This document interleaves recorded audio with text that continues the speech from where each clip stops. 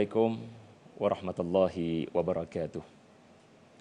Alhamdulillahi rabbil alamin al-qail wa qala rabbukum ud'uni astajib lakum. Wassalatu wassalamu ala rasulillah al-qail ud'u Allah wa antum muqinuna bil ijabah. Wassalatu wassalamu ala rasulillahi wa ala alihi wa sahbihi wa man tabi'ahu wa nasarahu wa jahada fillahi haqqa jihadih. Sekali lagi Assalamualaikum warahmatullahi wabarakatuh kepada seluruh para penonton saluran 114 TV Al-Hijrah di pagi yang diberkati, di pagi hari Sabtu bersamaan dengan 15 Jamadil Awal 1441 Hijrah.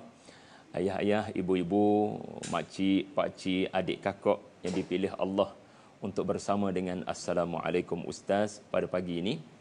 InsyaAllah pada pagi ini kita akan meneruskan siri yang kedua bersama dengan doa mustajab dalam Al-Quran.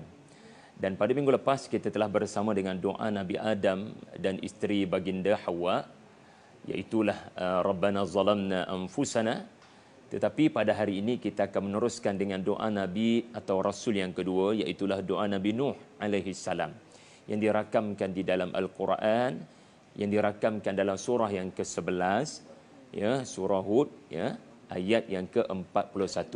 Ya, kepada yang mencatat boleh catatlah ayat yang ke-41 surah yang ke-11, iaitulah firman Allah Subhanahu wa taala, a'udzu billahi minasyaitonir rajim, wa qala irkabu fiha bismillahi majriha wa mursaha inna rabbi laghafurur rahim.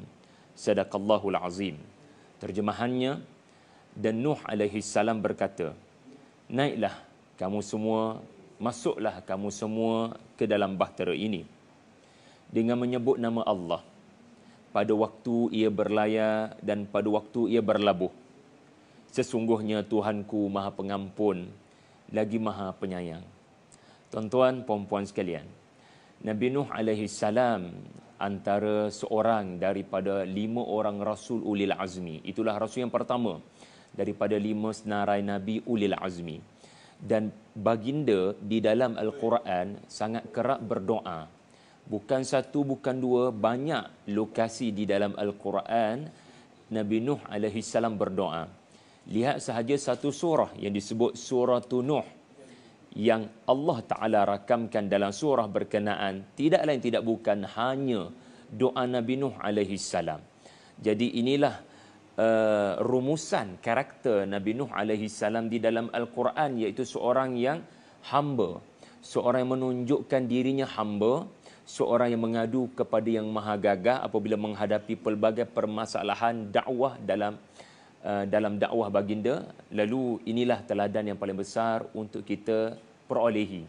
Tuan-tuan, puan-puan sekalian, Nabi Nuh alaihi salam telah membina bahtera bagi menyelamatkan orang-orang beriman daripada banjir besar yang telah diberitahu oleh Allah Subhanahu wa taala. Apabila bahtera yang dibina baginda dengan wahyu, dengan ilham daripada Allah sempurna dibina, barangkali bertahun-tahun, akhirnya baginda memanggil para sahabatnya.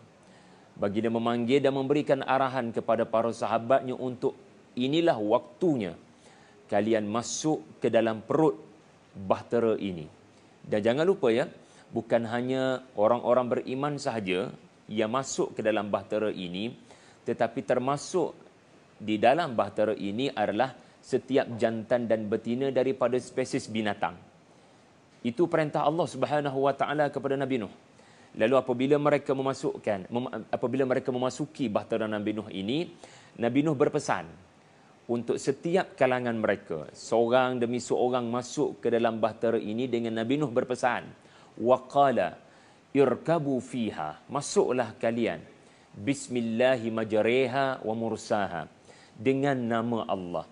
Ini menunjukkan Nabi Nuh alaihi salam mengingatkan kepada setiap para sahabat bahawasanya jangan sangka yang menyelamatkan kalian daripada banjir besar yang mendatang, ya, adalah bahtera ini.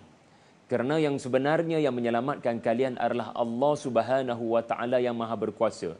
Bahtera ini hanyalah asbab. Kalau Allah tidak berkehendak kepada asbab, ya, boleh sahaja ya diselamatkan mereka tanpa perlu kepada bahtera. Ya. Dan Nabi Nuh alaihi salam telah ya berpesan kepada para sahabatnya agar mengingati bahawasanya kita ni banyak dosa. Jadi sepanjang berada di atas bahtera nanti, sepanjang ia berlayar ya menghadapi ombak yang setinggi gunung, maka hendaklah sentiasa beristighfar, inna rabbi laghafurur rahim. Tuan-tuan, berapa ramai orang yang beriman yang bersama dengan Nabi Nuh alaihi salam? Tidak ramai mana. Al-Quran merakamkan mereka yang masuk ke dalam bahtera ini daripada keluarga dan sahabat-sahabat Nabi Nuh tidak ramai mana. Quran merakamkan dengan perkataan sedikit. Riwayat-riwayat dalam kitab tafsir memberikan pelbagai angka, wallahu alam. Antaranya angkanya adalah 80 orang. Ya, terlalu sedikit. Dan inilah yang telah diperolehi oleh Nabi Nuh alaihi salam. 80 orang katakan selepas 950 tahun. Lalu inilah jumlah orang-orang yang masuk ke dalam bahtera Nabi Nuh alaihi salam. Letakkan diri kita di tempat para sahabat Nabi Nuh alaihi salam. Barangkali ada yang masih lemah imannya, yang baru beriman barangkali, beriman pada saat-saat akhir.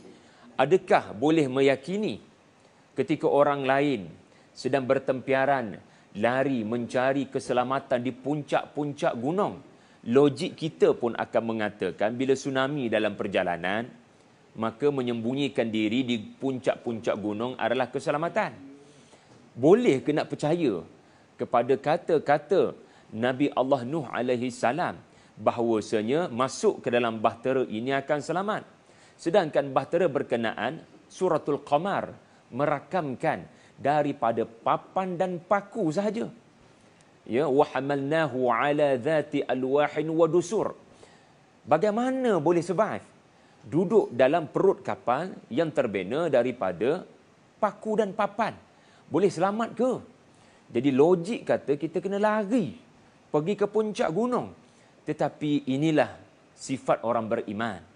Tetap percaya bicara Nabi Nuh alaihi salam adalah benar. Lalu mereka memasuki perut bahtera berkenaan dengan tawakal kepada Allah. Yang kental imannya, yang sudah lama beriman dengan Nabi Nuh alaihi salam, ini adalah detik berita gembira. Bila hujan turun tidak berhenti. Dan bukan hanya air turun daripada langit, tuan-tuan. Ya, Allah Ta'ala berkata, وَفَجَّرْنَا الْأَرْضَ عُيُونًا فَلَتَقَى الْمَاءُ عَلَى أَمْرٍ قَدْ قُدِرٍ. Air bukan hanya daripada langit, turun tak berhenti, lebat. Tetapi air keluar pancut daripada muka bumi. Yang menyebabkan air itu naik dengan kadar yang pantas. Jadi orang-orang yang beriman bila melihat detik ini, mereka gembira. Kenapa ya? Kerana sudah lama mereka letih membantu Nabi Nuh berdakwah. Mereka sudah lama menangis dan mengeluh, bilakah janji Allah akan berlaku? Lalu bila timbul air dari langit dan bumi ini mereka gembira. Dan inilah detiknya bila Nabi Nuh berkata, jom kawan-kawan, ini waktu Allah menunjukkan belas kasihannya. Ayuh masuk ke dalam bahtera ini. Okey, jadi inilah doa keramatnya, tuan-tuan. Maka mari kita amalkan doa ini. Dan sebelum kita amalkan doa ni, kena baca dengan betul dari sudut tajwidnya. Kerana jangan kita baca Bismillahi majriha ataupun majaraha. Kerana kalau kita ada Quran tu ada simbol berlian di situ kan. Jadi ini disebut ya sebagai imalah. Maknanya sebutan yang betulnya adalah majreha. Ya, majreha wa mursaha. Ini adalah bukti Quran ni sebaik-baik cara belajar adalah bukan dengan kita baca direct daripada mushaf. Sebab kadang nanti tak betul cara bacanya. Tetapi kena talaki. Kena dengar daripada sebutan syafawi. Daripada lidah guru-guru Quran. Kerana Al-Quran diterima Nabi dari lidah ke lidah. Dan Nabi memindahkan daripada lidah baginda kepada para sahabat menerusi solat yang dikerjakan. Ya, jadi syafawi ini penting supaya kita baca dengan betul. Majreha wa mursaha. Dan apakah yang disebutkan oleh Nabi Nuh alaihi salam ini? Ya, sebelum saya kongsikan, ya, kita boleh amalkan doa ini ya sebelum kita menaiki kenderaan. Dan amalkanlah tuan-tuan. Kenapa? Kerana tidak ada yang boleh menyelamatkan perjalanan musafir kita seperti musafir Nabi Nuh alaihi salam menerusi bahtera baginda, melainkan Allah Subhanahu wa taala. Jadi bila kita nak naik kereta tu, ya, kita boleh baca pelbagai doa, subhanalladzi sakhkhara lana hadza, Allahumma antas sahibu fis safar, tetapi jangan lupa untuk turut sama membaca bismillahi majriha wa mursaha. Tuan-tuan puan-puan sekalian, kalau ada soalan jangan lupa tanya ya di Facebook TV Al-Hijrah, insya-Allah mana yang boleh saya jawab tu saya jawablah. Ya, jadi baca doa ini, mudah-mudahan Allah Taala beri keselamatan sepanjang kita berjalan. InsyaAllah lepas ini kita akan sambung dengan diskusi ayat ini insyaAllah.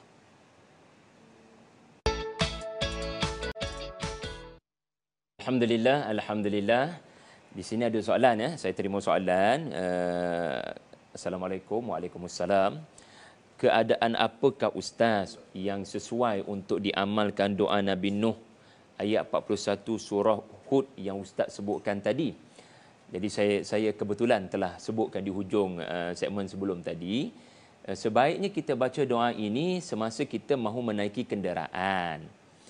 Kerana kenderaan kita ini samalah barangkali seumpama bahtera Nabi Nuh alaihi salam, tujuannya adalah untuk selamat sampai ke destinasi. Jadi tuan-tuan, jangan sekali-kali meremehkan lafaz bismillah apabila menaiki kenderaan. Ya, Syekh Mutawalli Sya'rawi mengungkapkan dengan sangat baik ya, kenapa Nabi Nuh berkata bismillah, ya. Sya'rawi mengatakan rahimahullah, apabila terjadi sesuatu yang memerlukan kekuatan, maka bacalah nama Allah Al-Qawi. Apabila membabitkan sesuatu perkara memerlukan keilmuan, maka bacalah nama Allah Al-Alim. Apabila memerlukan keperluannya adalah kekayaan, maka sebutlah nama Allah Al-Ghani. Apabila memerlukan kelebihan kelembutan, yang lembutkan hati saya, maka sebutlah nama Allah Al-Latif. Tetapi ada situasi di mana kamu memerlukan pelbagai kelebihan pada masa yang sama, maka sebutlah nama Allah sahaja. Karena Allah Ta'ala itu adalah lafaz Jalla Jalalah yang kombinasi kesemua nama-nama Allah yang indah-indah. Subhanallah. Ini rahsia di sebalik menyebut perkataan bismillah oleh Nabi Allah Nuh alaihi salam. Dan kalau saya boleh sambung sedikit ya, lafaz bismillah inilah yang telah menyelamatkan bahtera Nabi Nuh alaihi salam. Jadi Allah yang menyelamatkan bahtera Nabi Nuh daripada mudarat. Allah yang sama boleh menyelamatkan kenderaan kita daripada kemudaratan yang kita tak tahu bila berlaku, kat mana berlaku, bentuk macam mana berlaku. Bayangkan bahtera Nabi Nuh itu dicipta bukan oleh pakar kejuruteraan perkapalan, oleh seorang yang 100% seorang rasul yang berdakwah, tidak pernah terbabit dengan dunia bina kapal. Jadi bolehkah survive bahtera berkenaan? Dibina bukan oleh pakar, tetapi dibina oleh seorang rasul yang diberikan wahyu. Satu, tuan-tuan fikirkan. Yang kedua, dia ada 5. Yang kedua, bagaimana logik bahtera berkenaan yang kali pertama diciptakan? Without testimonial, orang kata. Tak ada testimoni, tak ada try and error. Tiba-tiba terus nak digunakan. Boleh tak berlaku kesilapan? Jawapannya boleh berlaku kesilapan. Nombor 2. Nombor 3. Bahtera yang kali pertama digunakan, bahtera yang dibina bukan oleh pakar dalam bidang jurubina kapal, sekarang membawa bukan hanya manusia tetapi binatang, yang menyebabkan terlalu syarat muatan dalam bahtera berkenaan dengan manusia, manusia beriman dan binatang. Logiknya pasti akan tenggelam bila syarat dengan muatan. Nombor 3, nombor 4. Bahtera ini pula akan menghadapi ombak setinggi gunung. Al-Quran merakamkan ombak itu setinggi gunung. Jadi hatta kapal yang dibina dengan hebat sekalipun akan menghadapi masalah bila berdepan dengan ombak setinggi gunung. Apatah lagi bahtera Nabi Nuh alaihi salam ini yang zahir pandangan mata kasar akan mengatakan penuh dengan kekurangan. Dan akhir sekali, kalaupun selamat menghadapi ombak setinggi gunung, nak pergi mana bahtera ini kalau tidak dikemudi? Nak pergi ke mana? Entah-entah mendarat di tempat yang tak ada makanan, tak ada minuman, boleh berlaku kebuluran. Tetapi dengan bismillah, Allah selamatkan bahtera ini walaupun ia tidak dibina oleh jurutera kapal. Dengan bismillah, walaupun ia dibina kali pertama, bahtera ini selamat. Dengan bismillah, bahtera penuh muatan selamat. Dengan bismillah, ombak setinggi gunung dapat dihadapi. Dengan bismillah, bahtera selamat mendarat di Bukit Judi. Subhanallah. Ya, baik. Seterusnya tuan-tuan, kata tafsir At-Tarifi, jangan hanya baca nak bermusafir. Ini menarik juga. Kerana Nabi Nuh alaihi salam ketika berada di dalam bahtera ini, baginda sendiri tak tahu ke mana. So musafirkah Nabi Nuh alaihi salam? Kita nak musafir, kita tahu destinasi. Tetapi bacalah doa ini apabila kita mengharapkan keselamatan daripada bahaya yang mendatang. Al-Imam Al-Qurtubi rahimahullah pula berkata dari sudut fiqahnya, dari sudut hukumnya, sunat kita membaca basmalah setiap kali melakukan satu perkara. Tetapi orang yang baca cerita di sebalik doa ini tak akan kata sunat sahaja. Dia akan merasakan kewajipan. Kerana ini bukan sekadar soal dapat pahala walaupun ia adalah kerja-kerja keduniaan. Tetapi ia adalah keselamatan daripada keburukan. Semoga Allah merahmati para ulama kita ya yang mentafsir dan mentadabbur ayat ini dengan lebih mendalam. Tuan-tuan, kita pergi dengan lebih deep sedikit ya. Majariha mursaha, Gabriel tu. Majariha ya adalah semasa ia berlayar dengan laju ya. As-sayru bisur'ah. Ini adalah tajri, berlari. So Nabi Nuh nak bagi tahu kapal ini insya-Allah dengan nama Allah ia akan bergerak dengan sangat laju, maka duduk elok-elok ya, al-julus wal istiqrar irkabu ni. Duduk elok-elok tuan-tuan puan-puan sekalian, wahai para sahabat, insya-Allah kalian tidak akan mati terkena pukulan taufan atau mati kebuluran di atas kapal sepanjang berlayar. Ini erti majri ataupun Arabnya majri ya. Ketika kapal itu berlayar dan berlepas. Kalau kapal terbang ni dia berlepaslah. Tetapi ya, tidak sedikit kemalangan berlaku apabila nak mendarat ya.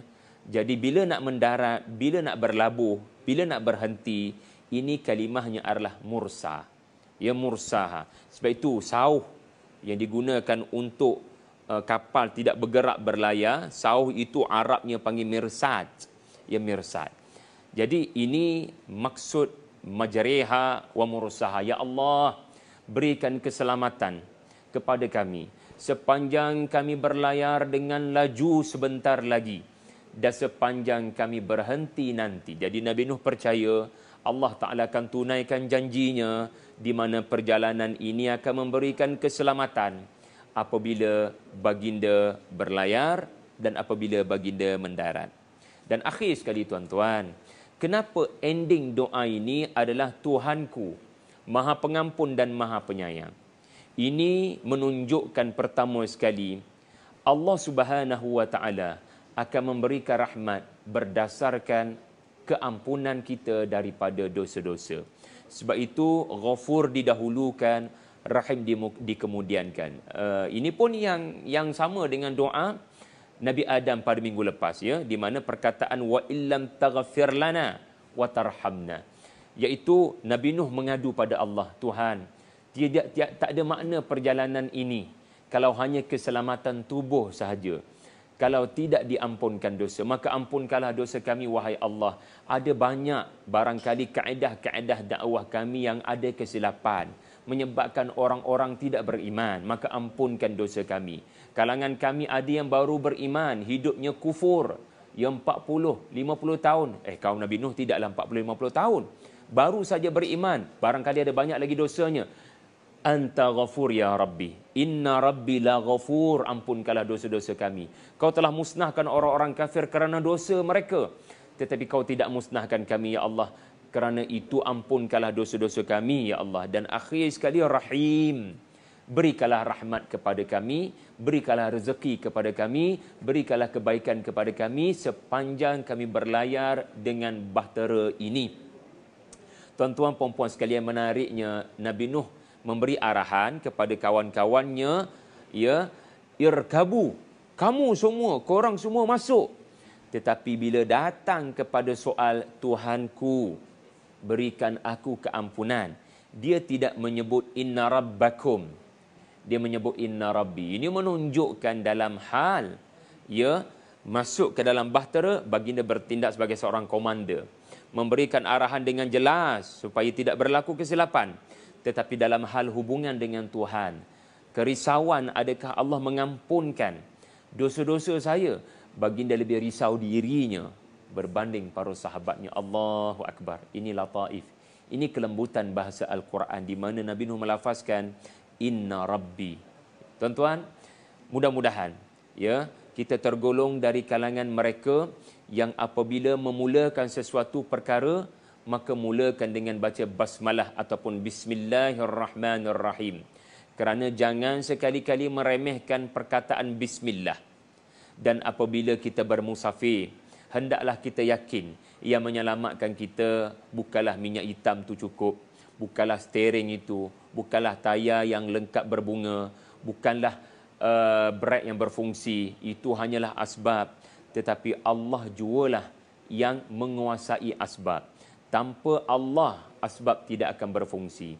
Buktinya adalah peristiwa yang menimpa kepada Nabi Allah Nuh alaihi salam. Logiknya tenggelam, tetapi tidak tenggelam. Kerana apa? Kerana bismillahi majriha wa mursaha. Mudah-mudahan kita dapat menghafal doa ini. Kalau boleh sekali lagi, bismillahi majriha wa mursaha. Dan jangan baca setakat tu je. Ramai orang baca setakat tu je. Sepatutnya baca sampai fasilah, sampai akhir. Iaitulah inna rabbi laghafurur rahim. Kenapa Kerana dengan dua nama Allah inilah seseorang yang bermusafir akan sentiasa beristighfar dan tidak menuju ke tempat maksiat, kerana menyebut nama Allah. Aqulu qawli hadha wa astaghfirullah li wa lakum wa billahi taufiq wal hidayah. Wassalamu alaikum warahmatullahi wabarakatuh.